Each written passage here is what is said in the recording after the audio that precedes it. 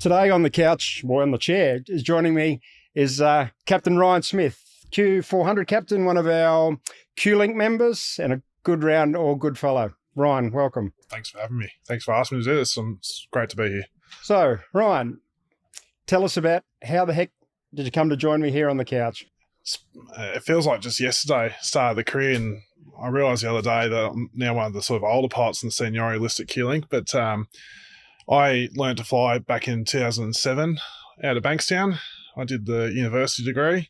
Yeah, University of New South Wales? University of New South Wales. It was fantastic 3 years. I hold some of the best years of my life going through the flying training. I just enjoyed every moment of it. Graduated from there, and that was the start of the global financial crisis. So I did watch probably everyone in the year above me go straight into the Qantas group, into QLink, through the traineeship that was going at the time. Also, UNSW and Qantas had an agreement where they were taking pilots. There was no agreement between the universities at the time, but certainly there was pathways similar to what there is now for starting off on the Dash 8 in QLink with low hours. And that evaporated pretty much overnight at the end of 2008, about 12 months before I was ready to apply. So that was probably a little bit of a setback to start with. It can be a bit disheartening seeing someone maybe a year older than you get a bit more of an advantageous run than you. But I did watch a lot of the people I went through flying training drop out of the industry pretty quick. It became pretty apparent, even running up to places like Kununurra. Back then there was Sling Air and Alligator Air, and the message you're getting from them was that they were looking at laying off their existing pilots, let alone bringing new pilots on. So it was a pretty tough industry at the time of the GFC. It did certainly flow on here to Australia. We've reduced flying hours and numbers and less demand for pilots. So there was, I think the stat we were talking about at the time was 10 pilots for every one job going. And you go onto GA recruitment pages and everyone was sort of talking minimum 500 hours multi-command, which is, I was sitting on a fresh 200 hours, mostly single engine with about 20 hours dual. It was a bit humbling, but certainly I made the decision to get a flight instructor rating, grade 3, because I thought that might help me find something to start with. And I remember frantically going around all the schools at Bankstown and Camden and dropping off resumes. I knew some of the chief pilots at the time would only look at you if you sort of did a bit of research about the company and try and go online. And what was a pretty limited internet back then, there was no Instagram and all that as there is now. You can't really find out what a company had on their website, but if I couldn't find out the name of the chief pilot, I used to ring up the school and try and coax it out of them before I'd go in there, so I knew who to ask for. So I went around Bankstown and Camden. They were my preferences growing up in Sydney. I thought, so you're a Sydney boy? Oh, yeah, I'm a Sydney boy. Grew up in the Shire, like a lot of us. Do we want to go? Do it? Right? I exited for a while, but I'm back. I'm back. Yeah. I suppose that could be quite a big talking point because there's a lot of parts of the shop. But anyway, I digress. But no, I ended up flying up to Brisbane to go to Archfield, and I was about to go down to Moorabbin the next day after getting a lot of resounding no's, going door to door to all the flying schools. But when I got back to I was going back to Brisbane Airport, and I got a phone call from one of the schools out at Bankstown, who had originally told me, "Look, we're going to take one of our own instructor rating candidates on."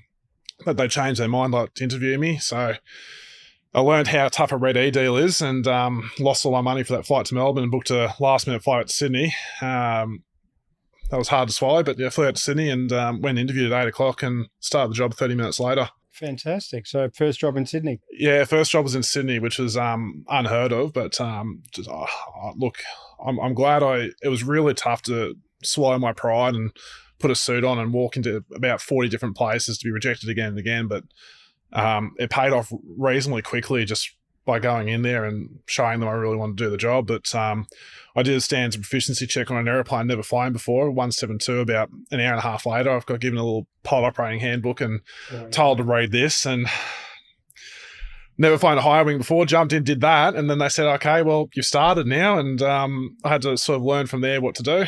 Fantastic. So now tell everybody, so now you're obviously a member of the AIPA committee, but you're a QLink 400 check-in trainer. Yeah, so look, I stayed in GA for another few years, instructing and flying ad hoc charter as well, and driving passengers from the city to the Bankstown to do charters. I sort of worked my way up to charter from doing what that. you had to do, mate. Doing what I had to do. Yeah. Trying to just enjoy the moment, I guess, but it was always in the back of my mind, would I ever make it to the airline? But yeah, you're right, I made it. Started in QLink. I was hired as a direct entry first officer in Sydney on the Dash 8 Q400.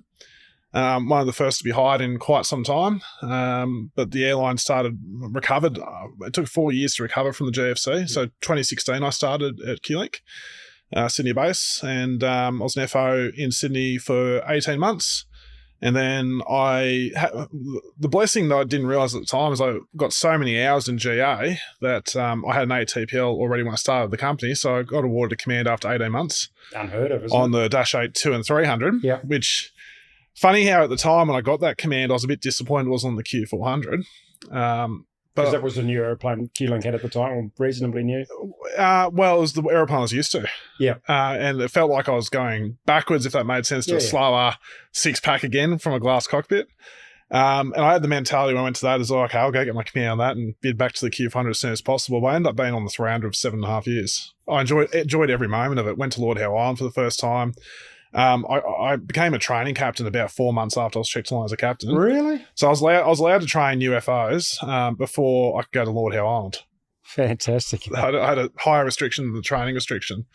So the point of our chat today is, so QLink, the industry now, as you said, so cyclic in 6, 7 and 8, was the end of the industry. Then it recovers. Then they hired. And we've just gone through a period where the QLink's now got rid of the 2 and 300s. So we've moved to a single flight to the Q400. So it's just the Q400. So now there was a delay over the last 12 months or so while they retrained all the internal pilots and moved them off the other fleets onto the Q400. The check and train department completely flooded trying to get that done, which I think anyone would find probably quite reasonable. It's a big operation, just doing differences. And that was an experienced workforce, so training their own people. Well, I was part of that process, so I got taken off the 300 and moved to the Q400 and back into the sim again and back to a ground school again. And you have to learn again. Even though I had flown the aeroplane before, it was readjusting again. It was almost like changing to a different company. So this chat, I guess, is a bit about, we're going to lay down some guides and some helps for new pilots coming to join QLink. On the Q400, they may be inexperienced, and people just think, it's a propeller airplane to propeller airplane, but in fact, the Q400 is a sophisticated, high-speed airplane, a jet with propellers, isn't it? And I've never been on anyone, so I honestly don't know. No, really, it should. This is my opinion, and the company treated it as such. It's a different type of airplane. CASA sees the Dash 8, 1, 2, and 3, and 400 as the same type on your license. Oh, really? But realistically, they're two different beasts. The 2 and 300 are very similar, apart from the size, but the Q400 flies and handles completely differently.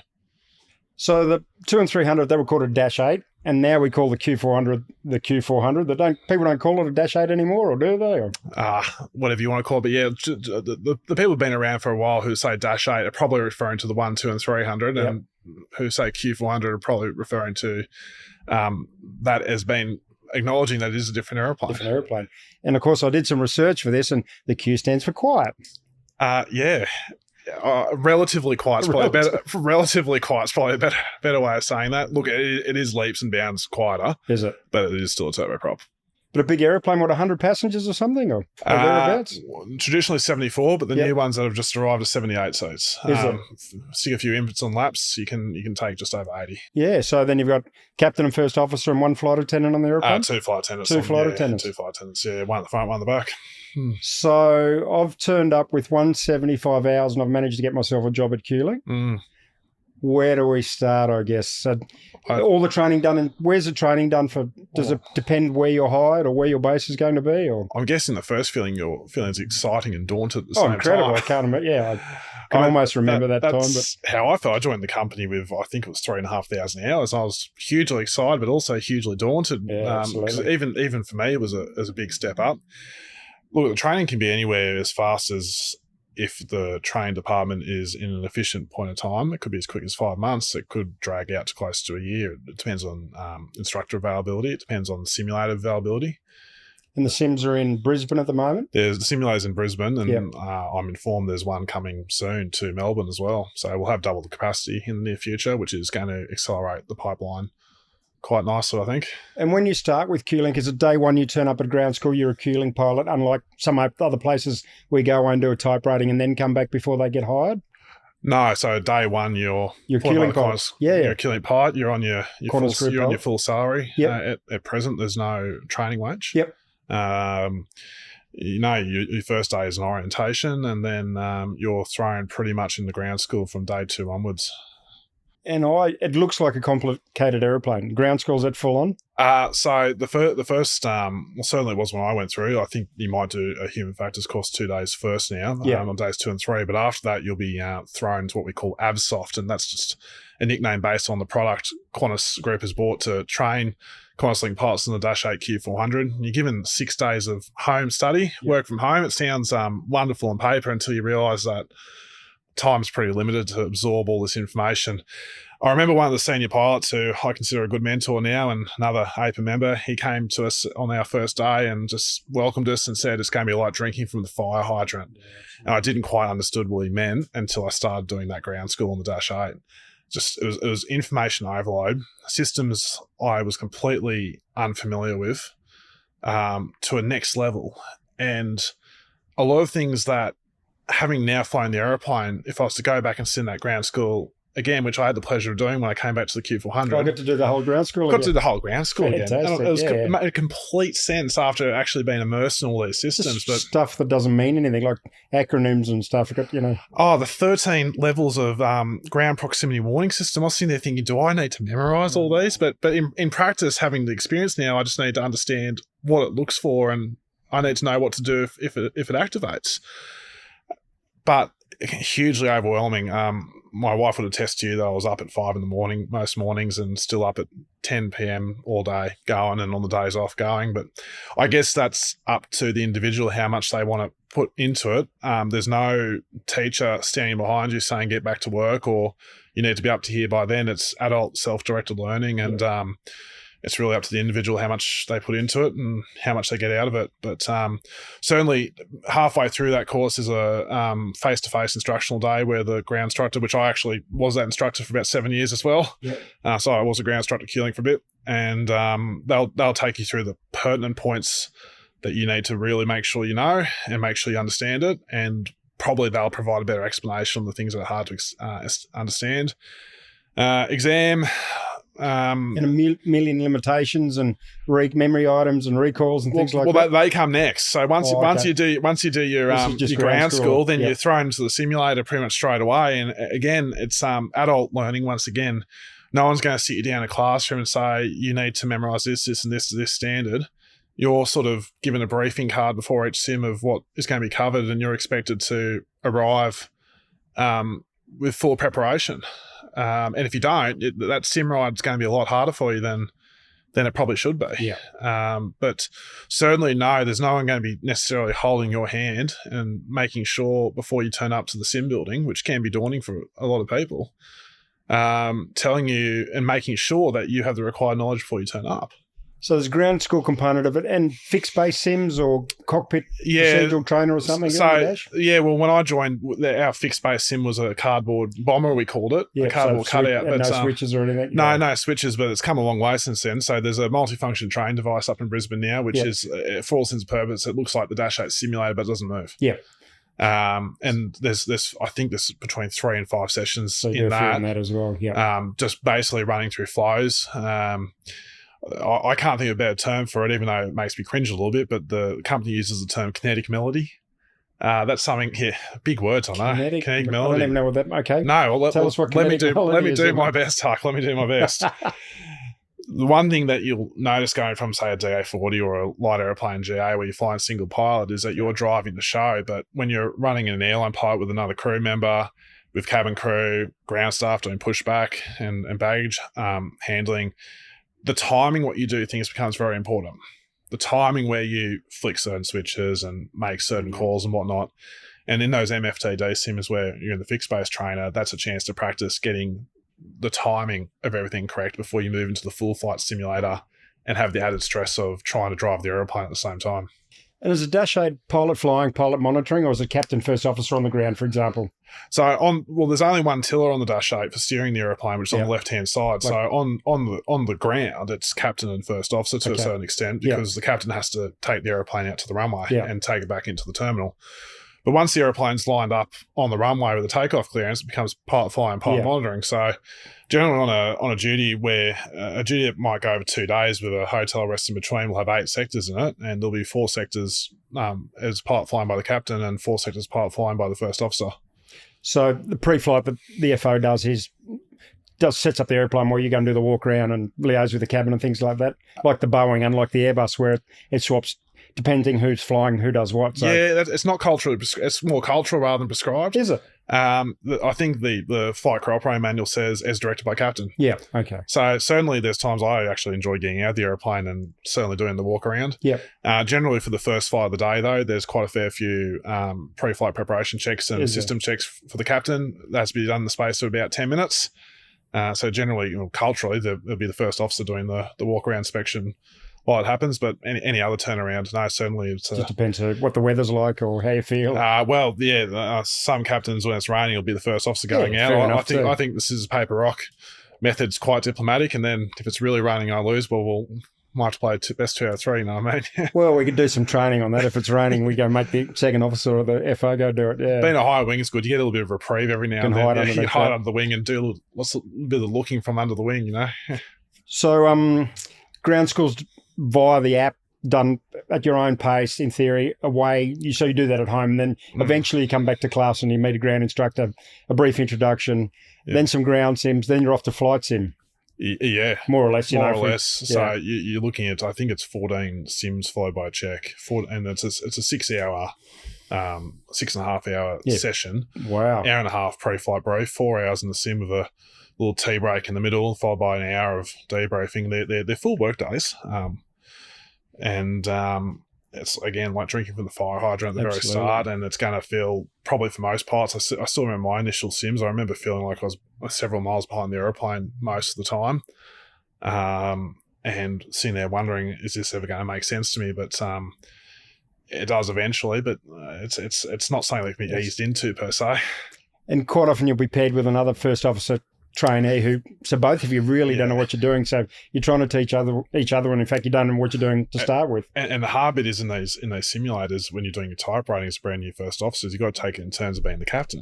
And you've had no training at that. None at all. So quite often you're getting directed by the sim instructor, the captain would do this here and the captain would do that there, but being a two-crew aeroplane, you can't just be sitting in the simulator by yourself with the instructor sitting behind like you might have in your flying school. And some people find that the most stressful bit, actually being the pilot monitoring for someone else's sim, having that fear of if I'm not helpful, then I'm going to make it hard for the other person. So there's that onus on you too, that that preparation you're doing is not just affecting you; it could affect your sim buddy as well. Well, that's right. You're trying to do your bit, but you don't really know what your bit is to start with. You're trying to help him do his bit, and her bit, and she doesn't know what she's doing. So it's incredibly stressful, can be, can't it? It can be, absolutely. Yeah. The training's top notch. It is a QantasLink. Well, they've been training pilots a long time. Yeah. The part of the group has been training pilots consistently for a long time, and I'm a bit biased. I'm part of the training group, but definitely I've only been impressed with dealings of other people in the training group at QantasLink. Very respectful and very professional and supportive, but it still doesn't detract from the fact that it's tough. So you get through simulator part, you get a type rating. You get a type rating. Yeah, 1, 2, 3, 400 dash. You get DHC8, that's all it says now, and then that endorses you for all 4 Dash 8 models, which is amazing in this day and age, but you only realistically get to fly the one type. So I've finished my simulator on Friday. Today's Monday morning. I turn up with training captain Smith to Sydney.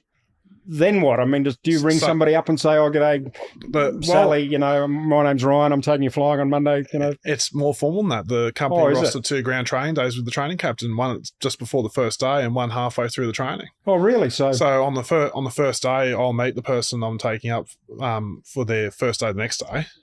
So it'll be an 8-hour rostered session that we can use as much as we need to. Usually it'll go for almost that amount of time. And you meet them at the airport or something? Yeah, or meet them at the airport. So the first thing I'll do is show them around the base. Like, you'll walk in here tomorrow and you'll sign in here, and this is where the crew meet. This is where you can put your stuff if you need to. This is what we'll do before we go flying. So I'll sit down and pretend that we're planning the next day's flight together and talking about the considerations such as fuel, being mindful that probably half of it's going in one ear and out the other while they're managing their stress. Well, it's exciting as well, you know. But it's important to do that the day before while we're sitting in casual clothes, and before we put the uniform on the next day and all feels very real. Then I'll generally take them out to the aeroplane as well, and I'll say, okay, we've just arrived at the aeroplane as we would tomorrow. Let's do a walk around together. Said maybe tomorrow I might be up in the flight deck when you do this, so let's do it together and I'll just watch you do one, and that way I'm confident you can do it and you're confident you can do it. But it's not like we get to take a Dash A out together with no passengers and go fly it around the training area. Your first day is you have paying customers, platinum frequent flyers on board in row one, and most of them are very experienced Dash 8 pilots as well, so they're going to be pretty critical. You get to the point where a lot of the passengers have more hours on the Dash 8 than you do. Yeah, no And so they don't do no base training or anything. You come out of the sim and go straight to the aeroplane with passengers. Yeah. And a safety pilot will come with you on those first few sectors? Yeah, so depending on the pathway, if you're coming in from the academy, I think there's 20 sectors with a safety pilot. If you're coming direct entry like I did, I think I had a safety pilot for 4 sectors from memory. Wow, that's not just many, the first 2 days, and then that was it, yeah. But they'll sit in the jump seat for 2 reasons, just to keep an eye on things, just to provide support to the training captain as well. Yeah. An extra set of eyes, and also to provide support, I guess, to the trainee where possible. Not that you can do much flying training from the jump seat, but certainly there's things you can do to support them. It's just handing things to them and just helping them with their seat and everything like that. Where do I put my water bottle, or where does my bag go, or how do I plug the headset in, or things like that. All those sort of things. Yeah, which is just... I remember on the 7.6 when I did my first out on the line, it was a 3-pilot operation. Can't remember where we were going, but I didn't know how to open the crew rest. So I was standing there looking at the door going, how do I get into the crew rest? And flight attendant had to come and open the door for me. You know, things that we take for granted are so simple that if you've never seen it before, like a lot of these people have never been at a Q400 before. Never seen a Dash 8. So little simple things like... the simple things that the training captain might take for granted, and...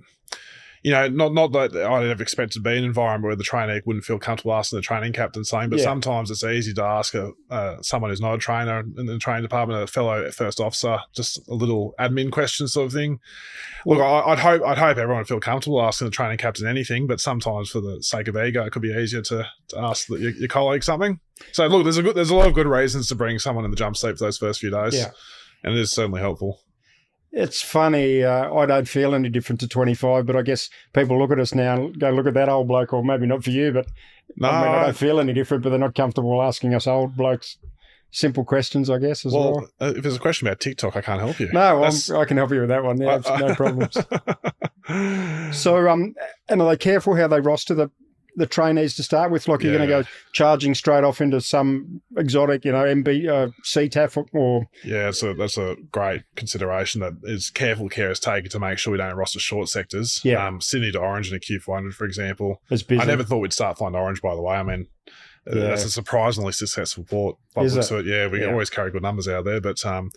Look, from the time you get to 14,000 feet, we only cruise out there at 14,000 feet. You're only in the cruising altitude of 8 minutes before you have to start coming down again. It's so we don't roster certain ports on the first few days. Yep. High traffic ports or ports too close to Sydney. And for the first, I think it's 3 days, it's just a return trip somewhere. Short day with the acknowledgement that you're probably going to be exhausted after that, and your brain's probably clouded by that, and then go home. And you'll demonstrate a few before they. No. So the first sector in the aeroplane, you'll do one and then they do the one back generally, or no? Oh, really? No. First day, I usually let them land both sectors. Fantastic. Yeah, how exciting is that? That's incredible. To some degree, as a trainer, and this is not me having a shot at trainees. I was once one myself, and I remember my first day, the training captain let me fly to Tamworth end to back. I remember that day clearly, by the way. It's one of those days in my career I remember clearly. But as a trainer, I now realise I thought he was just being nice to them because I was excited when I had to go. But as a trainer now, I realise that it was actually easier for me to monitor all the admin, the flying bit, and the radio bit, and monitoring all the checks being done correctly. and instructing in that position rather than instructing while I'm trying to land the airplane. Well, I remember my first landing in the jet was into Singapore, and yeah, I'd only ever flown little aeroplanes, and all of a sudden, I'd been a second officer for a little while. Landing in Singapore was horrible. I remember the very experienced training captain me just looked at me and laughed. And the next leg was from Singapore up to Bombay, up to Mumbai. And we had a really old 7.6 sim here, which the graphics were terrible. They were black and white. Anyway, and going into Bombay, it was cloudy and hazy and horrible summer's day. And anyway, I got to the bottom of the approach and I looked up and it looked exactly like the old simulator because it was so hazy and miserable. Did a decent landing and that was it. That's what cured me. But, I thought I was never going to be able to do this. So, it doesn't matter what airplane it is. We all have the same feeling. I'm never, ever going to be able to do this, don't we? I can sympathise. I went to work on that first day of and that was back before we did ground training day, before your first day. So you literally turned up and went flying. Literally turned up, shook hands, and introduced to the training captains. And they would have been all pretty old as well. Well, we started boarding 40 minutes after that handshake. Oh, yeah. And you'd never seen the aeroplane flying with some old guy. No, but I remember coming to work that day thinking, this is amazing. I'm going to be in a Dash 8 and controlled airspace with an autopilot. I'm going to look out the window and enjoy the view. And then about 5 minutes after takeoff, I made that realization that my brain was still in the terminal and still trying to find the car park, we were still trying to work out the boom gauge of the car park. Yeah, and absolutely. now I'm going 700 kilometers an hour and I'm still back in the car park. Well, even simple things like where do I put my pen? You used to write stuff down in the old days, like where am I meant to write that down or how am I meant to do that? And so obviously now we live on our iPad. So same. The Qantas group, we've gone to everything's app driven, the flight plan, all the NOTAMs and all the weather package and the tech log and all that's now on your iPad? Yeah, it is. And it's amazing. It's fantastic. And you use JEPs domestically? We use JEPs, yes, absolutely. So a lot of people would have gone up, done their instrument rating on DAPs. I was one of them. Yeah. Yeah, I was one of them. So I don't even know, were they still a thing, DAPs? Can you still... Yeah, you can still get them. They're on the Air Services website. You can probably get them out of the pilot shop out of Bankstown. Well, that's probably a thing. A lot of people haven't seen a Jeppesen chart before as well. Yeah, it took a bit of getting used to. All the information and how to fly, it's all still the same, but just looking at that piece of paper, it just looks a bit different. I wasn't as quick to interpret as I was the DAP. So it's probably not a bad idea, and I'm not certainly advocating that you need to go buy one before you start the Qantas group. But when you do start, you'll be given an iPad with all the JEPs. But it's probably a good idea to start. We can jump online and have a look at it. Just the difference between a set of DAPs compared to a set of JEPs. You can get them online, can you, the JEPs? I didn't know that. I reckon you can. I don't know. I know you can get the DAPs on the Air Services website. But I'm sure you can find one to have a look at. But certainly when you start QantasLink, you'll be issued an iPad on your first day, which will have all the JEPs for all our approaches already loaded onto it. So what do you put in your nav bag? You've got your iPad, you take a water bottle to work. They give us... That's about it. Yeah. Raincoat? No. How often do you break down? Do you take any overnight clothes with you when you're going on a day trip? All the airports have Qantas pajamas with amenities kit.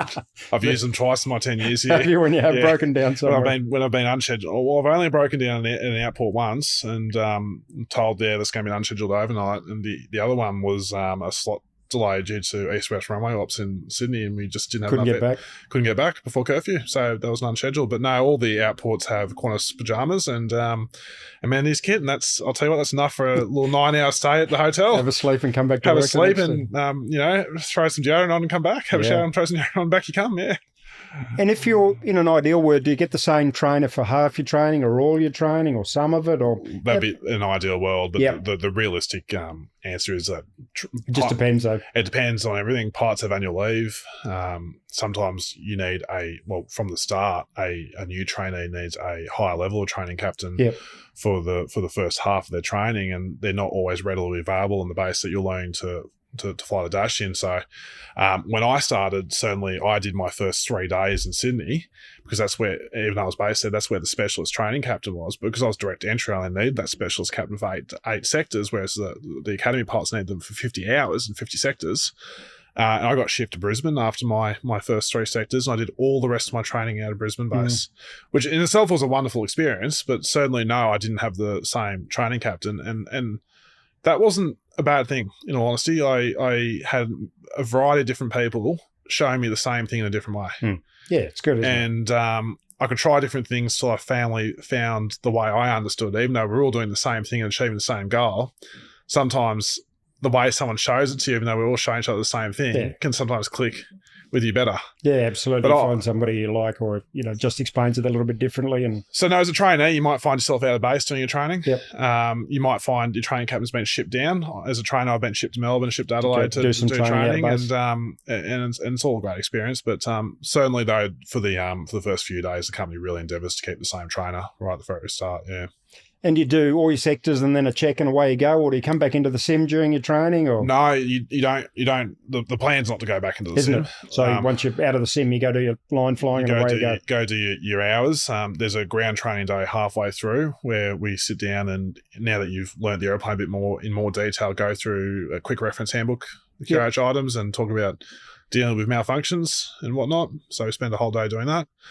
And then, you'll meet a training captain when your training's finished and your training captain's assess that you've reached the required standard. Then you'll be booked in for 8 sectors with a check captain.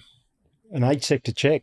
It's an 8-sector check, and it's usually an overnight duty as well. Mine certainly was. I remember this is going back nine bit years ago, but it was 5 sectors on day one, followed by, I think it was a measly 9 hours in a hotel at Wagga Wagga after riding an ILS to the minima at Wagga Wagga, and then in the dark as well. Well, the check captain landed that one because it was the weather was below junior first officer minimas. Yep. But I remember making the 100 above call, and what the DA there's 220 feet above the ground, making the 100 foot above call still in cloud, and thinking, this is on my check line. I think we're going to go around here. We're going to end up here. What's going to happen here? Yeah. But no, we landed. It's a big couple of days, the check, but most people are ready for it. Yeah, absolutely. And you're a 2-striper to start with? Yeah, so depending on the pathway you come in with, you'll spend some time as a 2-striper. It'll be somewhere between 6 to 18 months. Okay. Limited in crosswind for landing, limited in low visibility and cloud-based for landing and takeoff. Just a few practical measures to reduce the risk of low experience, I guess, when you're first out on the line. Yeah. Because now that you're not going to be with a training captain, you find people who aren't used to teaching and training, and it's not their job description either. No. So just a few practical measures to lessen that likelihood of putting someone in a tougher position when they're on reduced experience. Well, that's a good thing to talk about. So you're a brand new Q4 or a Q400 pilot, and we never stop learning in this job. So it is really important that even though you might be brand new, the captain you're flying with might be just a line captain, but it's really important that you lend on him and get the experience out of he and her. I learnt the most that way. Yeah, you ask the question, say, can you explain why, or can you tell me? Or naturally, over time, as you get rosters fired with different people, and I think like Sydney base, for example, has about 80 different captains, for example. You'll see a variety of different operating styles, a variety of different... everyone's doing the same thing based on FCOM, but everyone's got their own style. Just like everyone wears clothes, but wear different styles. People operate... Well, you and I are wearing the same style, but... Yeah.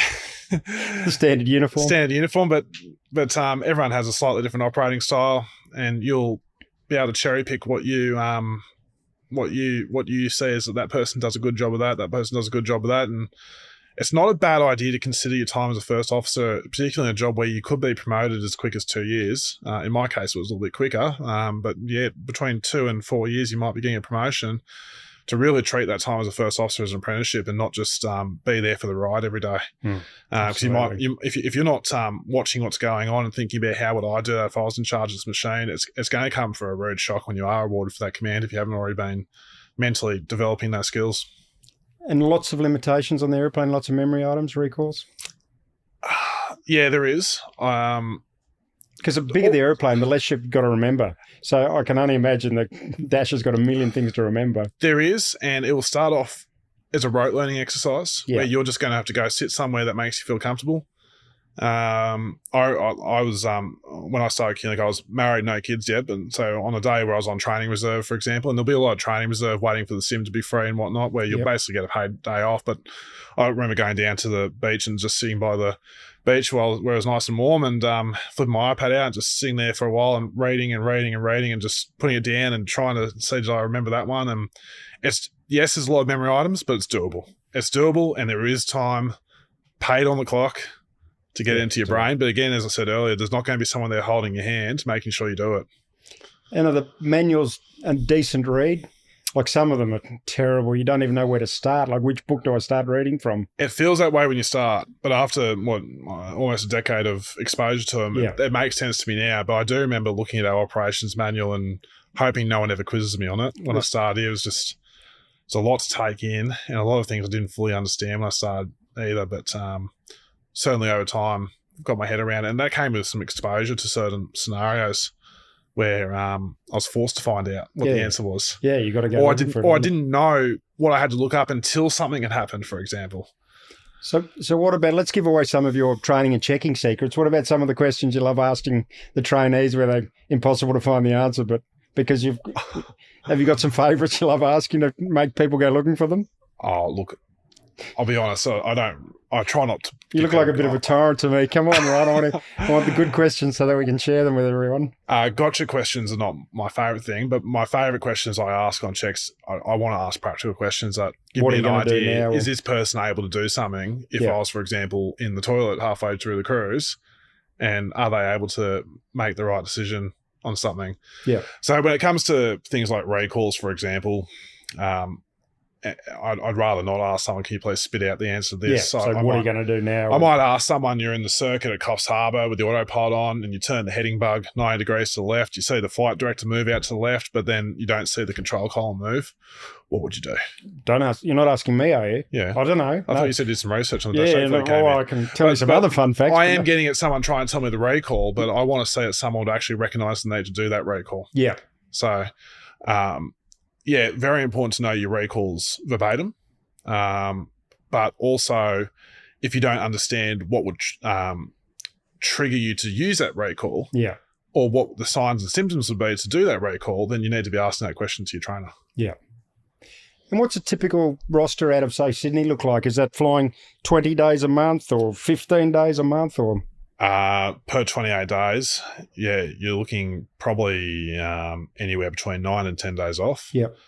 Probably a couple of reserves, and for the most part, most of our duties, there's a few. I think about the numbers are roughly, it's about 80% of duties are 2-day trips. Are they?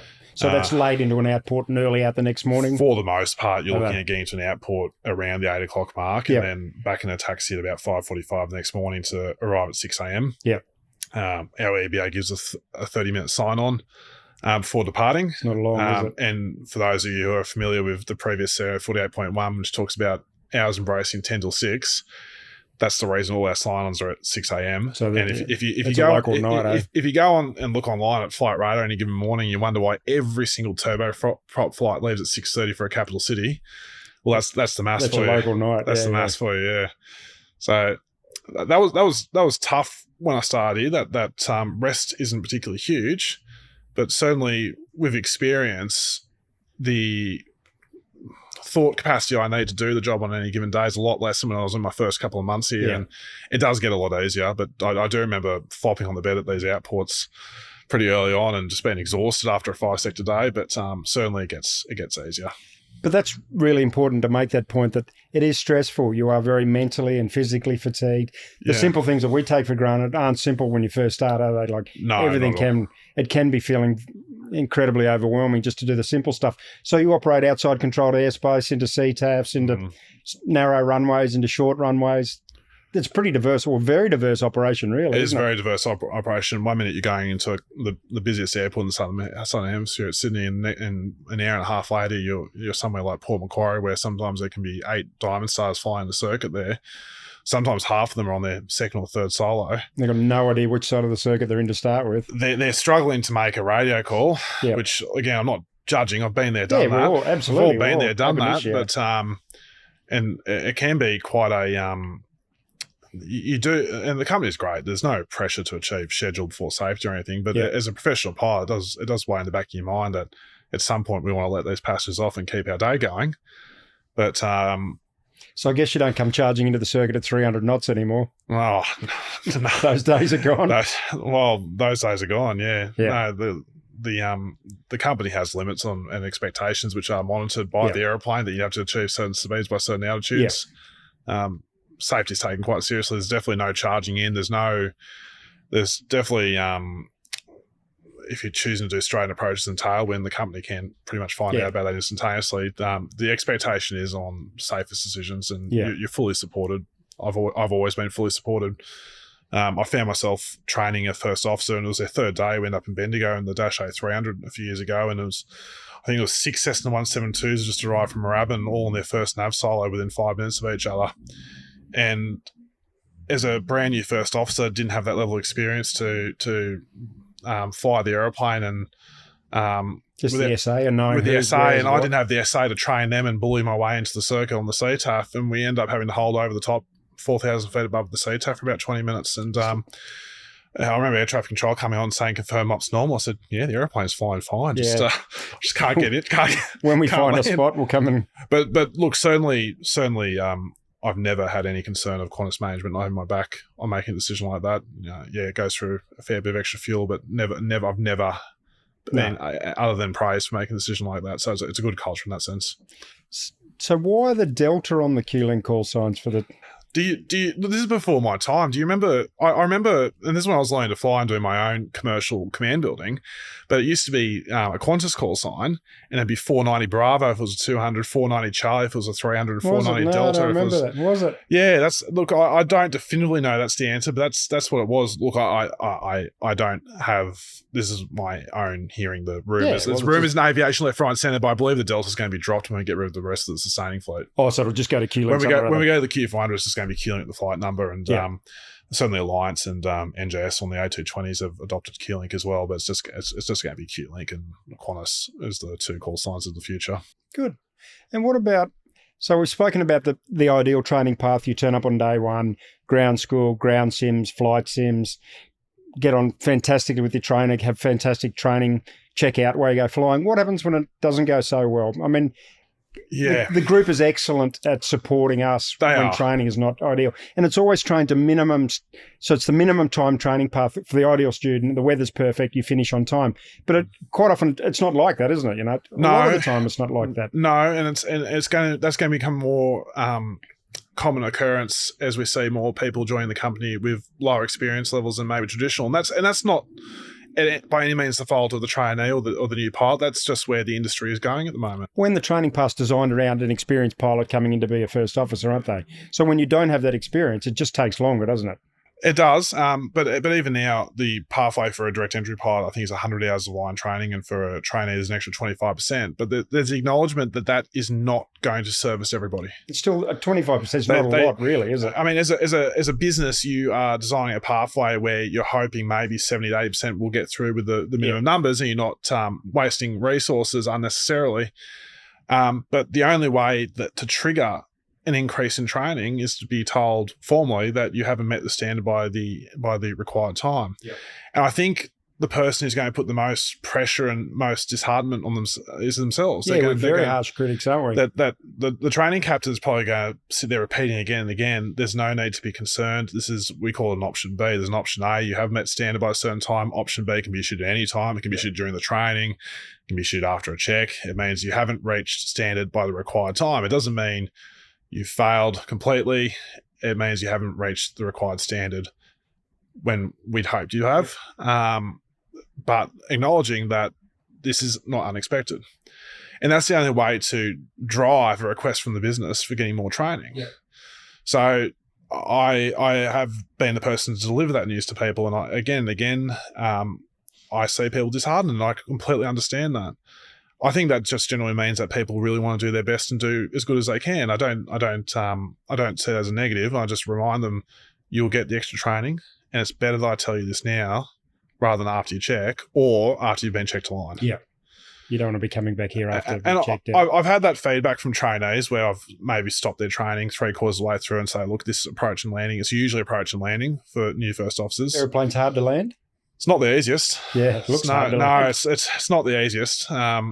Sometimes I think I do all the things right and expecting it to graze on the runway, and I hear crunch and think, I just don't know what I did. But anyway, can you teach someone to, or you can say, I do this, this, and this, and then it's up to them to work it out? Is there at this high when this dings, you do this? The goal's to land safely. We're not looking for grazes. Yeah. You put it in the right spot. I'd rather see someone put it in the right spot at the safe speed, Yeah. rather than do something or manipulate the power in some way to try and gently kiss the runway. Roll one set of wheels on or something, right? Roll one set of wheels on. I've seen someone do that before, and I'm like, do you want an applause or something? Yeah. The group would rather say safely delivered to the correct spot rather than gently kiss the runway. I think as pilots isn't culturally a desire to We love have a doing good greaser. things. Yeah, absolutely. But certainly we're not looking for that. So no, I'm teaching safely to the correct spot. Yeah.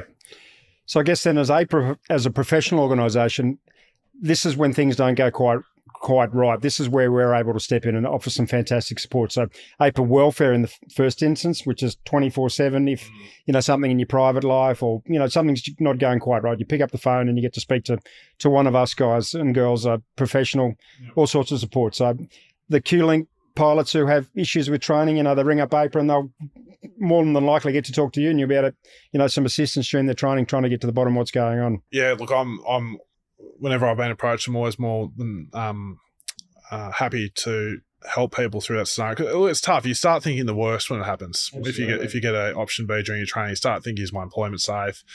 You start feeling a bit disheartened. Will I ever get it? And just speaking to someone who knows how the company works, who's on your side, can be quite beneficial to try and work out, is what's happening to me the normal? Should I be too concerned? And usually I can steer people in the right direction to realise, look, this is completely fine. And then we can refer to people to our welfare services, as you know, which is completely confidential. The only feedback I've had from people for that is people who voluntarily told me, yes, I accessed AIPA welfare. Otherwise, I wouldn't know anything about it, being completely confidential. But the people who voluntarily told me, I spoke to AIPA welfare, so it was fantastic and really helpful. So, yeah, definitely as a union, those sort of services you'd rather not have to use. You'd rather just sail through your training. But certainly, if there is a setback or a mishap, speaking to us can be, with a friend in your corner if you notice. Yeah, especially somebody with such vast training experience, you'd know exactly where they're at, what some of the issues can be. Seen it all. Some cures. We do it all ourselves, don't we? All the time. You go, yeah, I've done that hundreds of times. Yep, seen it all. Seen it all as the pilot and seen it all as the trainer and the checker. Yeah. Yeah. So I guess some takeaways are, it's incredibly busy when you don't have a big foundation to start with. The ground school is incredibly complicated and stressful and busy and overwhelming. So it's each day at a time, isn't it? You just start at the beginning and get through each day. I mean, it feels like yesterday. I remember being a 17-year-old lad doing my, we call it GFPT back then, but it's an RPL now. And I remember going home and telling my parents, I don't think I'll ever be able to land an aeroplane. And now landing a 30-ton aeroplane day in, day out, but certainly even just I felt that several times through my career. But again, getting to QantasLink, it was like going back to my first initial circuits at Bankstown at the university, where I'd go away some days going, I don't think I'll ever be able to trust to do this myself. And how am I ever going to do this? The advice I give is just stick with it. Yep. Just take each day. You might leave one day and think, oh my gosh, that was terrible. But then say, okay, well, I'm going to have another shot at it tomorrow and I'll take the trainer's feedback on board and I'll try it again a different way. And then you might not see immediate improvement. Come back again, do it the next day. You get 125 sectors of training. Yeah. It's a lot. And I think as pilots, we want to be the best right from the get-go. But I think there needs to be the expectation it's probably going to take that full 125 sectors to get to a standard to pass the check. And then it's probably going to take even longer on the line to really finesse those skills. We never stop learning, do we? So, no. But the wonderful thing about the QLink career is there's so much flying. There's so many ports you go to. The operation's incredibly challenging because you're in capital cities, outside controlled airspace, long strips, narrow strips, landing in the middle of the night with 90-metre runway edge lighting and no centerline lighting and no high-intensity approach lights or all the things that I get. No, it's wonderful. Just yesterday I was up in Coffs Harbour. I spent the night and then went back to Sydney, back to Coffs Harbour again, and the clearance from 30 miles was runway 21 cleared visual approach. Yeah, beautiful. That was it. Joined downwind at 1,500 feet and down the coast whale watching. Yeah, put the flapping gear out myself, and the clearance and takeoff was track coastal 1 mile east of the coast, clear for takeoff. Fantastic. It's unreal. It's flying for Qantas. It's the best of being an airline and best of flying general aviation at the same time. Yeah, get to do some great flying still, eh? Yeah. Absolutely. So the Dash, thoroughly enjoy it. Great job. I love it.